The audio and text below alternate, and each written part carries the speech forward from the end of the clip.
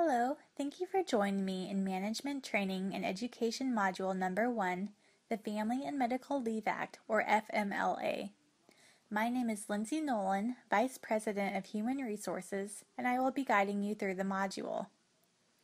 As defined by the United States Department of Labor, the Family and Medical Leave Act preserves the integrity of families and helps employees achieve work-life balance by entitling employees to take job-protected, unpaid leave for specified family and medical reasons. These reasons include the birth and care of the employee's child within 1 year of birth, placement with the employee of a child for adoption or foster care within 1 year of placement, care of an immediate family member who has a serious health condition, or any qualifying case in which an employee's spouse, son, daughter, or parent is in active duty or has been notified of an impending call to order to active duty in the U.S. National Guard or Reserves. These reasons entitle employees to take 12 work weeks of leave in any 12-month period. Also included is military caregiver leave, which allows 26 work weeks of leave during a single 12-month period to care for a covered service member with a serious injury or illness if the employee is a spouse, son, daughter, parent, or next of kin. Why do we need to be aware of FMLA?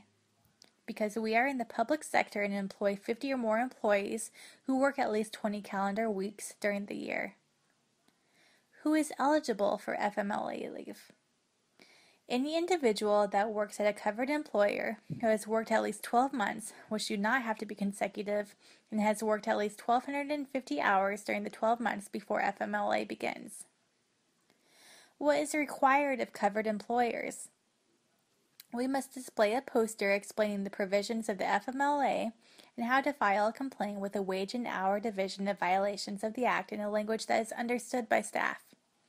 We must give notice outlining the basic provisions and provide general, eligibility, and rights and responsibilities notice to employees through written communication and handbooks. We must also designate leave as FMLA qualifying within 5 business days in writing. Lastly, what sort of record keeping is required? Employees are required to keep and preserve records pertaining to their obligations under FMLA in accordance with the record-keeping requirements of the Fair Labor Standards Act, or FLSA. Records must disclose basic payroll and identifying information including name, address, and occupation, rate or basis of pay, terms of compensation, daily and weekly hours worked per pay period, additions to or deductions from wages, and total compensation paid. Records must also detail dates of FMLA leave taken, hours of FMLA leave taken, copies of employee notices of leave, copies of all written notices given to employees, documents describing benefits or employer paid and unpaid leave policies or practices, premium payments of employee benefits, and records of disputes.